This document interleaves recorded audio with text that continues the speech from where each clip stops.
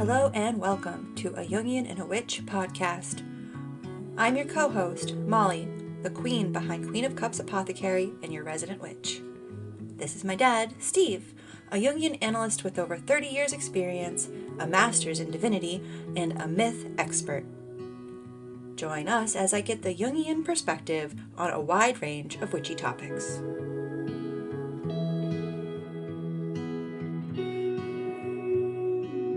Hello and welcome, friends, to our next episode. Today we're going to be talking about the shadow. What is the shadow? How do we work with the shadow? Where did this concept come from? And some ways that you can get started with working with your shadow. As always, please send any questions you have to ajungianandawitch@gmail.com, and I hope you enjoy my discussion with Dad.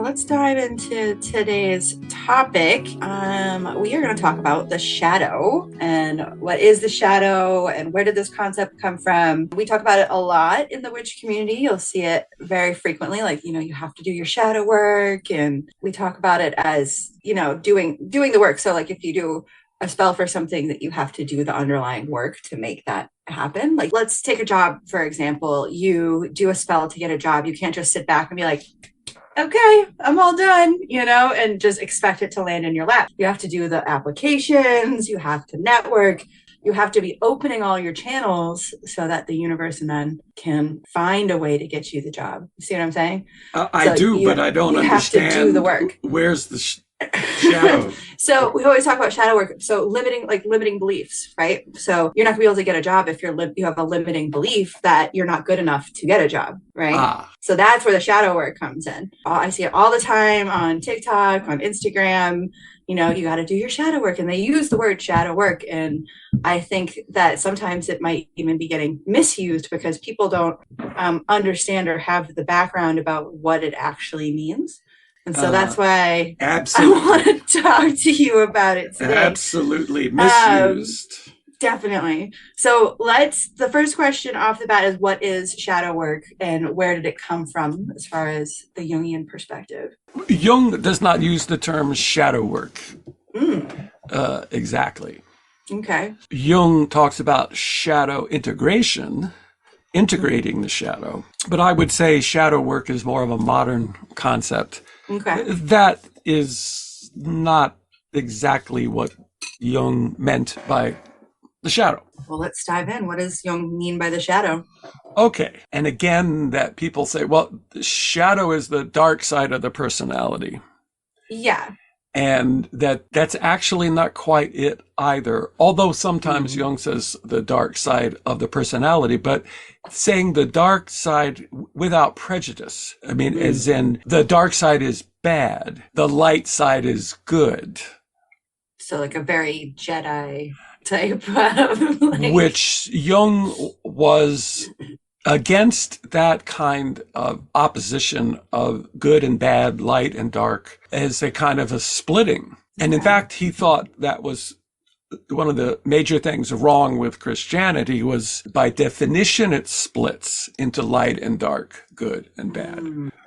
Yeah, very polar. And that's a shadow problem. The split then puts what is considered dark in the unconscious, which is the shadow. So the basic definition of shadow is everything of which you are not conscious. Okay. That's a lot. Which is 99% of everything. Yes. Yeah, that's a lot. It's in the shadow because it cannot be seen. It's unconscious.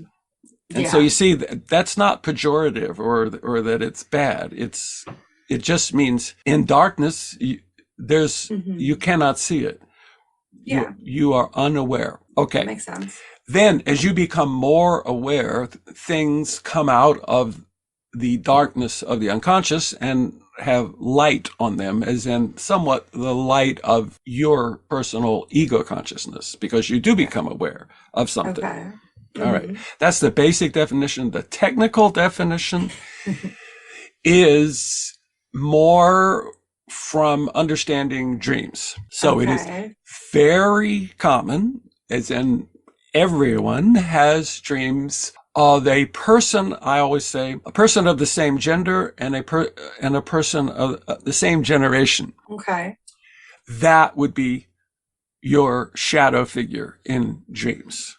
Oh, okay. So when you dream of a woman about your age or of your generation in a dream, friend or enemy, I mean, that's just the nature of that particular aspect of shadow. That technically is a shadow figure in your dreams. Or for a man, it would be dreaming of the man of about the same age. And the age part is just generational.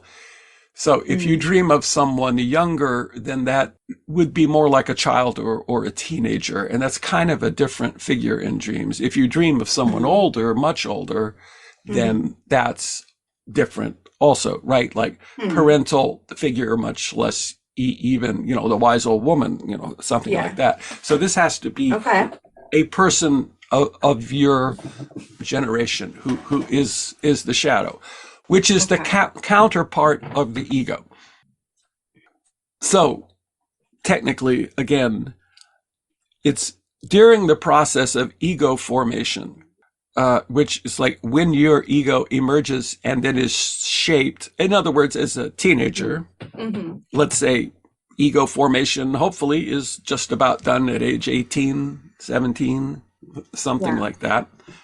That is always what I call, it's a compromise. That identity is a compromise because the poor teenager, right, is having to navigate this very complicated landscape of trying to find what works and what fits with the parents' expectations, trying to find what works and fits with his or her own social group, other peers, other kids, plus themselves, their own natural innate talents and proclivities.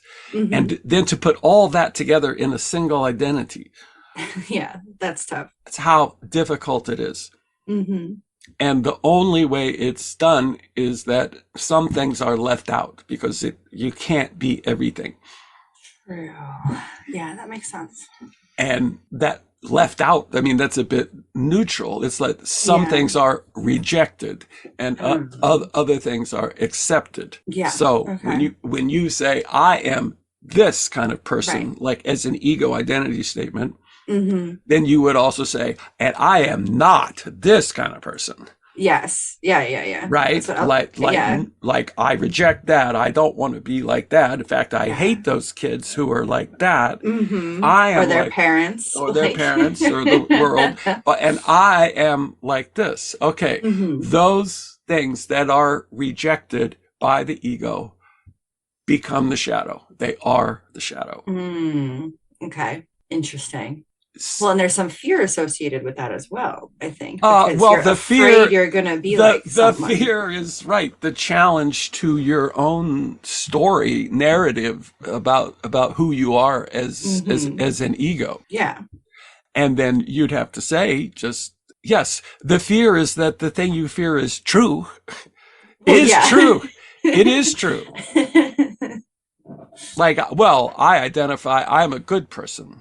Not one of those bad kids. Yeah, exactly. And then if we push you a little bit on that, it's like, well, if you're being totally honest, right? There's a little piece at least. There was this and there was this other thing, and you're just pushing it away as if it doesn't exist.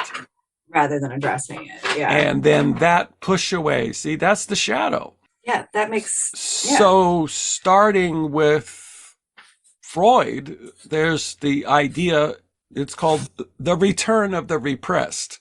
Oh, okay. Whatever you repress, you actually haven't gotten rid of it. It only means it comes in the back door. And that's the shadow. And then it's like, it comes in the back door and then, something happens and you do something. And then the next day you're like, what? Why did I do that? Yeah.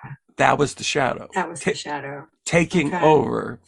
And so in dreams, these for you, it would be other women that you dream about. It would be aspects of your own shadow, that they are parts of yourself. Okay. So And even if it's like I'm relating to that person in the dream, it's not that I am that person. It's that I'm interacting with this person. and that person is yourself. But they are yourself. Yeah. The rejected parts of yourself that maybe do need to be integrated. Mm-hmm. That makes sense. And so the work is looking at the parts of yourself that you don't like. Yeah. That's what shadow work would be. Yeah.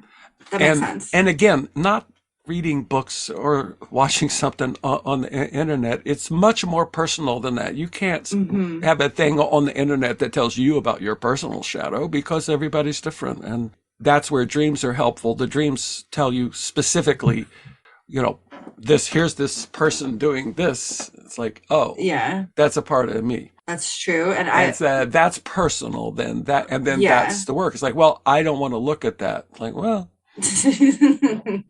because it does take a bit of moral courage to look at your shadow, the parts of you that you don't like side. Yeah.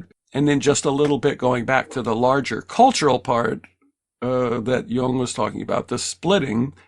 Like the shadow part is that, let us say, World War I and World War II, and after World War I, when the Nazis came in, the Germans were the highest, most advanced civilization in the world. Science. Okay. Still religious. Germany. You've been to Germany. Yeah, I mean. Protestant and Catholic. They thought of themselves very well. Well, yeah, I'm sure they did. And so when you split off the shadow part, then you can murder 6 million Jews without even realizing that you did it. Because it stays repressed. I'm not looking at that. Okay. And that's what happens when you split it off, is the back door. And again, then the shadow is projected out. It's like, well, it's not in myself. It's in these other people. Okay. And then, of course, that still goes dehumanized. And that still goes on today, of course. We're just picking a historical example. It's going on all the time. This shadow. Interesting. So Jung, the projection part is really interesting. Jung was saying that the Holocaust is the number one example of this way of doing it does not work any longer. And we need something else. We can't have the split between the light and the dark and the good and the bad, because it's going to blow up the entire world. Yeah. So we need some kind of myth that integrates the light and the dark. And then some kind of practice, some kind of religious practice, mythological practice that allows for integrating the shadow instead of repressing the shadow. Yeah. Because the repression and the return does not work. So, and you think, well, how much work would that be? And it's like, well, not only as you can only do what you can do as an individual. How much work would it be for a whole culture, to do that? And the answer is, we're a long way. Yeah. Well, and I can see that there's so much work to be done. There's an element of admitting fault within yourself. Of course. And I think that is particularly hard for even like us as like a country, just to be like, we were wrong. Like, just to say that is, I don't think we've ever as a country like apologized for some of the stuff that we've done. That's been really messed up.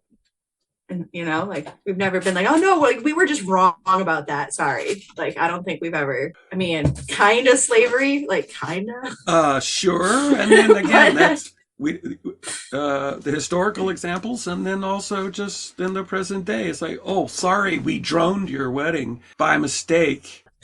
That's real. I know. That's why it's so bad. It's so bad. It happens all the time. And then to just not even be aware of, your country did that, does that, is still doing that. Yeah. But you don't want to That's look right. at it because Exactly. it's too upsetting. It's too, right? Yeah. Because if they admit That's it, it's real, you that's know? shadow. See? That's rough on a global scale. On Yeah. a global scale, and then there's Oof. on the personal scale. So Yeah. My maybe that goodness. answers your question. And but I think I'm it not answers a sure. few of my questions. Let me I'm look at what the other ones are. So, do we ever get fully integrated, and is the work ever done? Or is this something that we are going to be just doing forever and ever and ever? I think I know the answer. Go ahead. Well, What do I you think the think? answer is no. I mean, we're always doing the shadow work, right? Like, there's new things will always come up for us to have to learn and integrate, and that it's up until our dying breath, we're going to be It still is dealing with it. right, and the answer is that's a good thing. See, That's a that's good thing. All the right. work, All the right. development, developing yourself, Hmm. your personality never Yeah. stops. 80 Hmm. some years of growing and growing and Hmm. growing. And you to have that growth to look forward to is a great thing, right? Yeah. Well, I think that I we're. always tell people to look at 10 years, right? And Mm. to say, okay, here's my age. We're going to pick a random age. Let's say age 40. Okay. Am I more mature at age 40 than I was at age 30? Well, I hope so. And the answer is, Right? yeah, we certainly hope Yeah. so. And then, but Hmm. what does mature mean? I wrote a book Hmm. about that, but it does have to do with self development. I see things I could not see before, Hmm. right? That's growth. Yeah. I know things I did not know before. Yeah. And yes, in 10 years, I hope, I've grown a lot.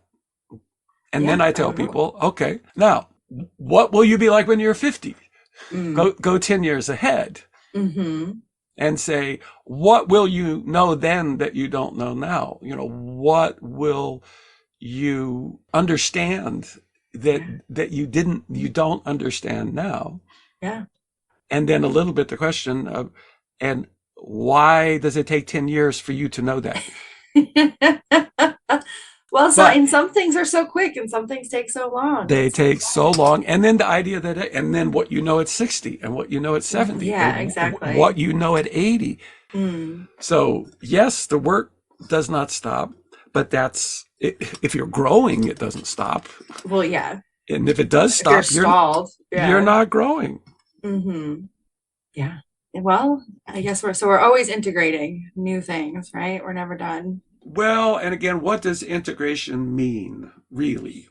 Like you say, well, Like acceptance. I'm doing good. That's a part of it.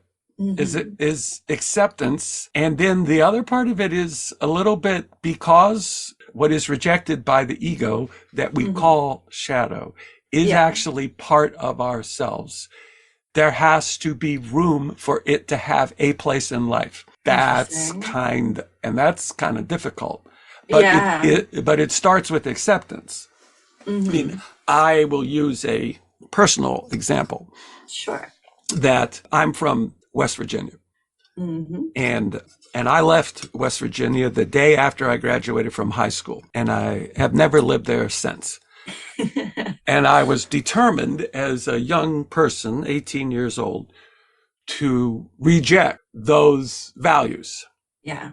as Everything West in, Virginian. I am not a hick, Yeah. and I refuse to be a hick. And Hmm. I would be horrified You tried damn hard not to be one. if somebody thought I was a hick, or Yeah. because I say nuclear policy is made in Washington, D.C., people would think I was a hick. See what I mean? Yeah. So I erased it. You Although it took me a did. long time to realize there's no R in Washington. Yeah. Uh, okay. And that's a part of this consolidated ego, the young person pushing away and finding, that ego. Hmm. But the shadow part is by splitting it like that. Yeah. The truth is, I am a hick. Yeah. Well, you are. You're West I, Virginian. I'm a You, hick. I'm a you can't get that out your blood. sixth generation West Virginian. I am a hick, and plus, I was Yeah. raised as a hick. I mean, Hmm. so it's not only sort of multi-generational culture, it's also personally in my family of origin. But by rejecting the hick for so long, talking 30 years, well, how do you integrate that? And so first comes acceptance, like you said, of like, am I uncouth? Yes, I am uncouth. Yes. Do I pick things up off the floor? Yes, I do. Okay. West Virginia. Do you pick things off the side of the road? Is that what you mean? I resist the temptation, but it happens. You do have a truck.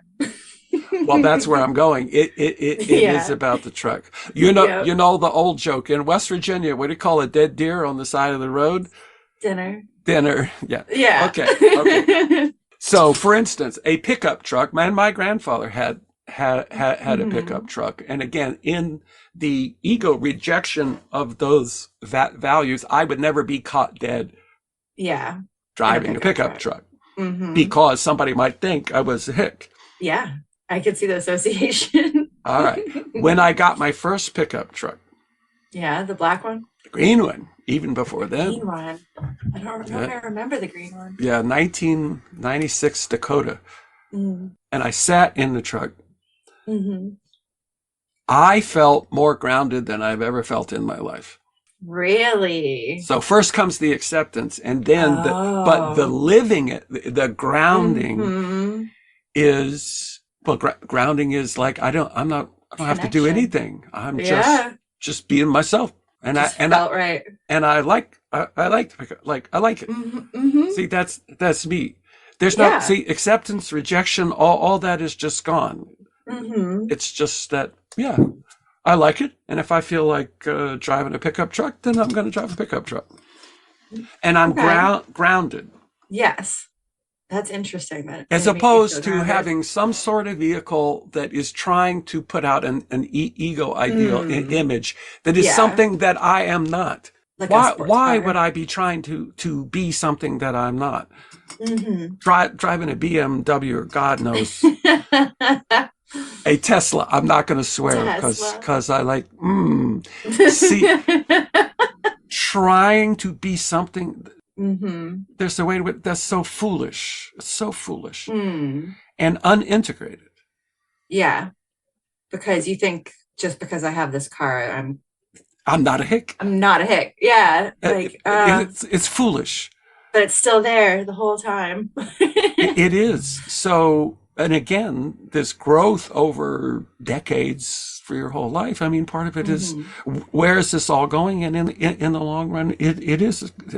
Accept yourself as you are, completely. It's okay. Yeah, it's okay. It's always been okay. It's like it's only in your head that you make it not okay. Well, because there's a fear associated with it. There is, and other people. I mean, and again, what other people? Yeah, exactly. I think that's something since COVID that a lot of people are. My father, who is 88 years old, and and he's always had cars, and he's a big car guy. And then he was getting too old, and he had like a brand new Ford Escort or something like that, and we took it back, and then my sister-in-law had an old Honda Civic, kind of how the paint peels off. Yeah, and like that. Here's this car for you. Like, here's this car. It runs good. It's everything you need. All you do is, twice a week. Go to the grocery store. You go to the grocery. Like, this will be great. He hated it. He hated it at first. He did. Because he like, what if somebody saw me in this car? Yeah. and Papa, who's going to see you? They would say, poor Dave, what happened to him? Look at that car. Oh, no. And I'm like, who is going to think this? Is somebody saying this to you? Well, no one is saying it because, they wouldn't say it. I say, okay, who is thinking of it? Well, people are like, well, I'm like, which people? Name one people. Right. Yeah. who is thinking this about, well, Right. I guess I just don't feel good about it. And it's like, yes, it's in your head. Exactly. He does. He didn't feel good about it. Mm-hmm. Mm-hmm. Well, and he ended up with the truck anyway, didn't he? Yes, he had to go out and buy it. So he felt better. So he felt better, exactly. And you're allowed to do some things that make you feel better as long as within you can afford it. Within capacity, exactly. As opposed, but integrating it Well, would that would have be been him saying, I don't care, right? If people see me in this car. Because why do we care about other people and what they think of us, or keeping up with the Joneses or whatever, right? And of course, our entire culture is built around creating images and marketing and advertising. And of course, social media, so that your whole life is filled with seeing what other people are doing. Exactly. And hey, they're driving a Tesla. So I should be driving a Tesla. And they have these clothes and they have this and they have that. Well, and it goes back to that consumer thing of you buy the thing and it's going to change your life. Right? Like, isn't that like they want you to think, oh, you buy the car, you're going to be able to have the family that's happy going on vacation. Like they're selling a life and a lifestyle that doesn't necessarily. Oh, well, it doesn't mean just because you buy the car, you're going to have a family and go on vacation. It doesn't mean anything. Right. Exactly. It's just a thing. Like, in one of my videos, I was like, the Matthew McConaughey commercials for Lincolns. Oh, geez, I haven't thought about those in a long time. Like, and they're very good commercials because he's a very good actor.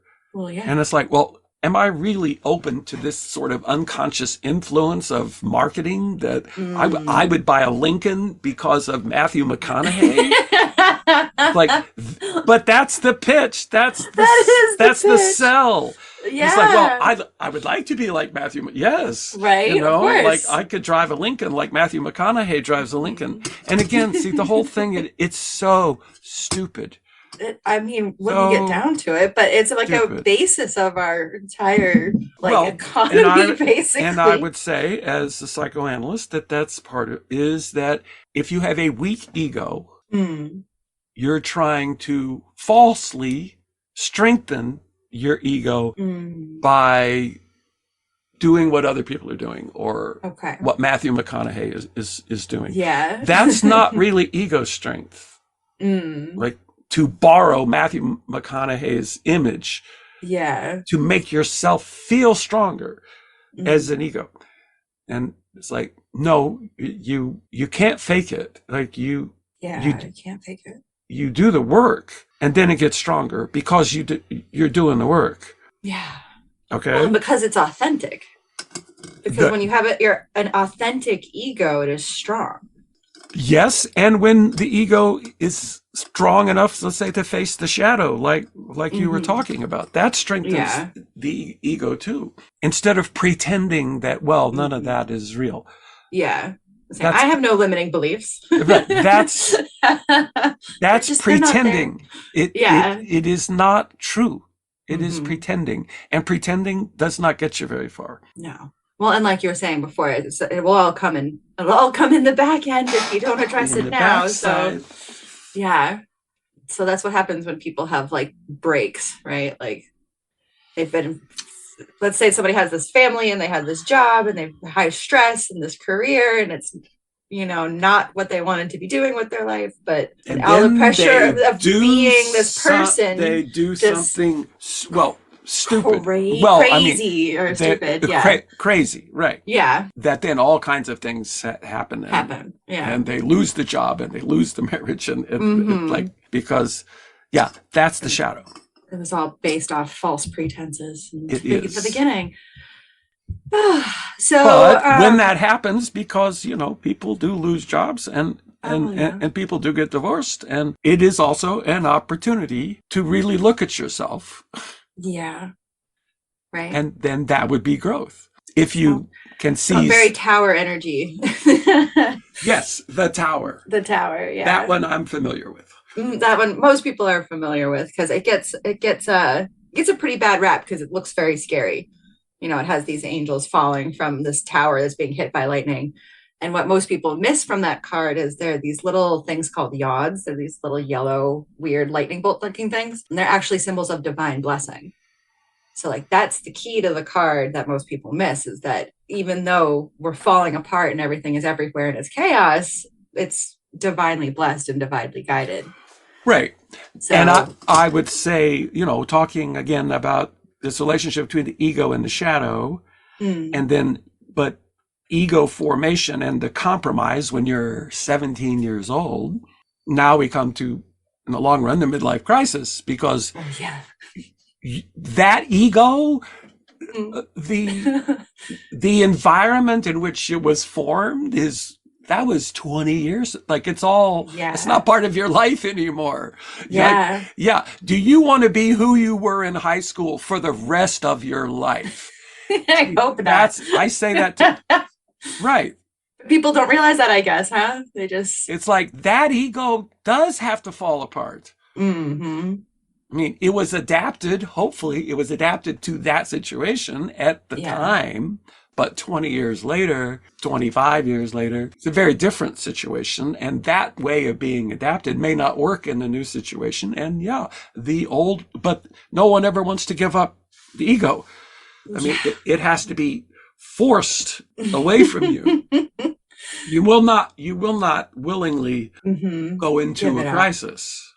Yeah. And that's, again, where the midlife crisis comes, is that life has a way of doing it.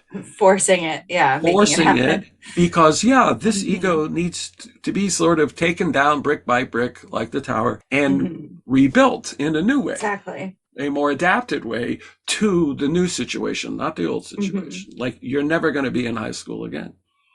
Exactly.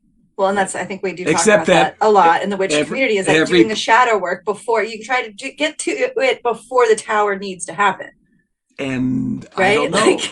I don't know. And sometimes that's not possible. But that's right. Yeah, I think that's funny. So my next question is about what would be your recommendations for people who are just starting out on this? Like when Jung, like what would Jung say if someone was like, I'm ready, I want to talk about the shadow? Like are there any books you would recommend? Are there any practices you would recommend for people who are just getting into this?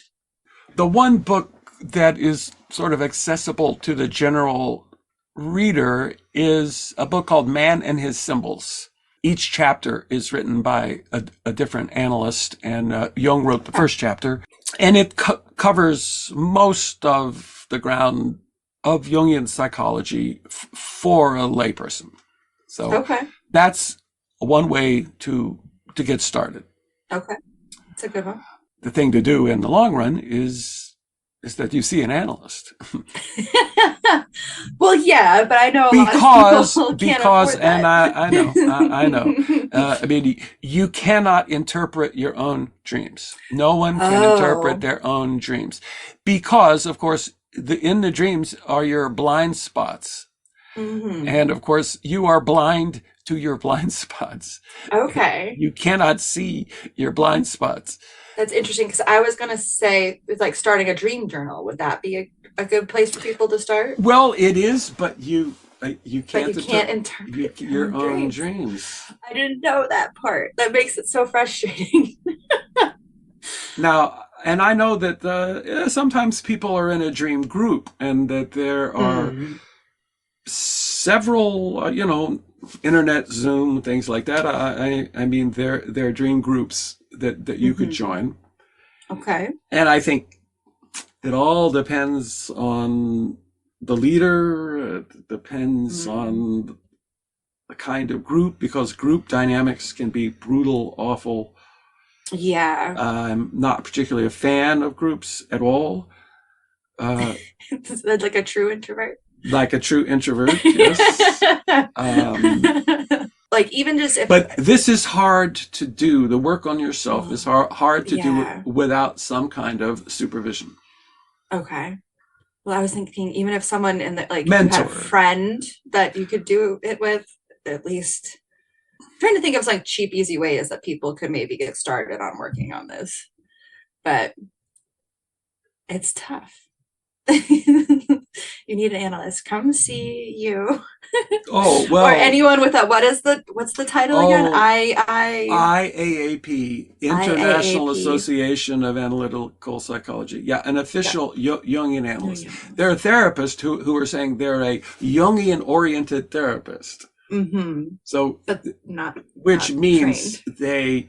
they have read about or have some excitement about Jung's ideas without Mm-hmm. having been through the process. And again, maybe that's okay. Depends on the person. And Well, I mean, the maybe process is it's, really long, right? Wasn't it 12 years or something? well, for me, it was 10 years. The minimum is 4 or 5.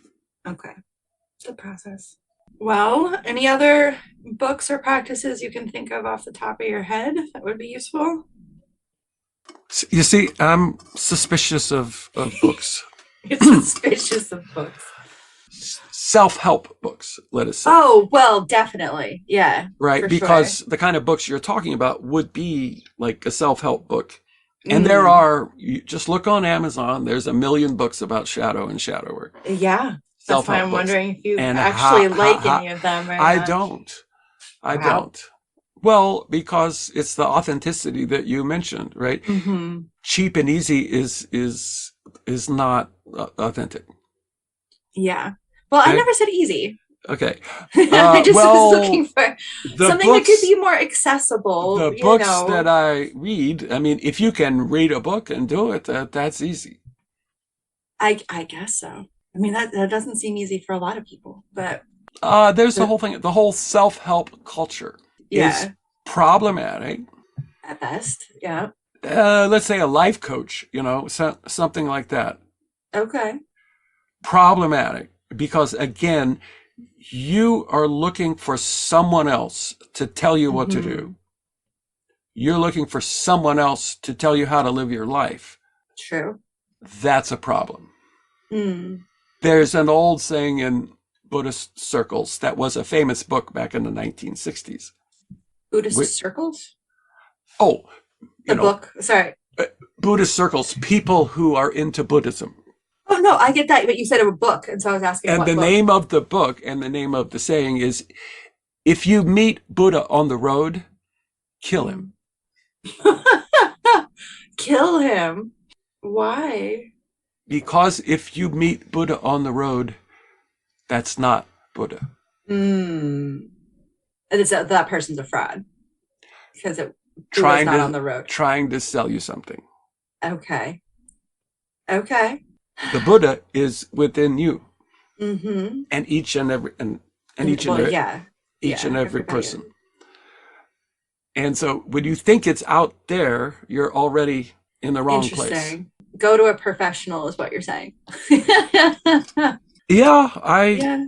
I think that's what I'm Mm-hmm. saying, but that it doesn't mean that, to read books to learn, Mm-hmm. to stimulate your understanding. Of course. I mean, Well, yeah, I've read books my whole life. I mean, I that's know. that's why you do it. And there's a great deal to learn. And I would say I love YouTube. I watch YouTube. Yeah. YouTube, and there's so many great things on YouTube. The Jungian stuff on YouTube is a little. Dry. Oh, well, there's the dry, and then there's when it's not dry. Jungian stuff for entertainment. See what I mean? So, Yeah. for instance, there is a thing called This Jungian Life.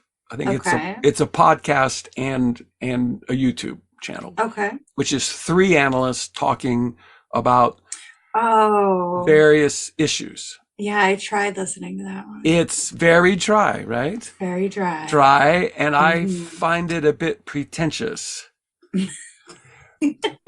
Yeah, I could see that. But They assume I, a baseline of I'm, knowledge. but I'm not worried about it being misleading Which is good. because they're professionals and it's authentic in that way. Mm-hmm. So there's that part. Okay. I think that's the best I can do for resources. Okay. Well, I think it's good that we covered that, though. Well, I think that we've covered a lot. We're about at an hour. Do you have any closing remarks on shadow and shadow work? We can always review this at a later time with more in-depth questions, but do you have any parting words of wisdom? Right. My parting words of wisdom would be that, especially online, there's too great of an emphasis on shadow work. Yeah. I mean, we see it all the time. That when people say shadow work, the shadow is one archetype, one out of many. In addition, there's shadow work, but then what about ego work, strengthening the ego? What about animus work, like that? What about developing a deeper relationship to the self? There are many other things that also have to be looked at, not just the shadow part. That makes sense. And maybe it's because it's popular on the internet because the shadow part seems more accessible to people. And the other archetypes seem much more difficult to comprehend and understand. So maybe next week we start talking about archetypes. I know it's a lot, but maybe just get a base foundation of what archetypes are. I think that's what we should do next week. Okay, that sounds good. Sweet. Well, Dad, I've really appreciated all of this, and I think it's a great jumping off point for the rest of the podcast, and we needed to get that baseline out there. We'll be back next week, and we'll talk about archetypes. Great. Well, thank you for tuning in today. I hope you enjoyed our discussion on the shadow.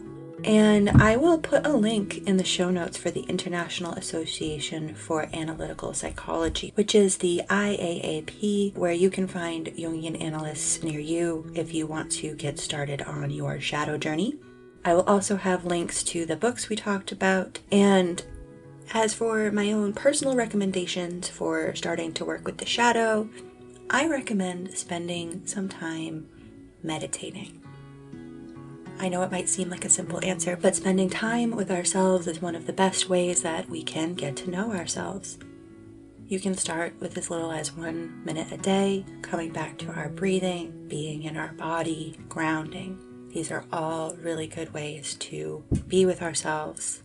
Getting to know ourselves, being comfortable being with ourselves, I think is a big step forward in embracing our shadow selves and integrating our shadow selves. I also recommend starting a dream journal. And this is where you just keep a journal near your bed, and when you wake up, spend a few minutes writing down your dreams. As my dad said, dreams are a big, big part of getting to know the shadow. This way you'll have a big log to look back on when and if you start your journey with a Jungian analyst. So those are just a few ideas to get you started on your shadow journey. As always, you can find us on Instagram at a Jungian and a witch. We are working on getting our website out. But for now, if you want to learn more about me, Molly, go to queenofcupsapothecary.com. And if you want to see more of my dad, head over to the YouTube channel History of Ideas. Thank you so much for tuning in today. We will see you next time where we will talk about archetypes.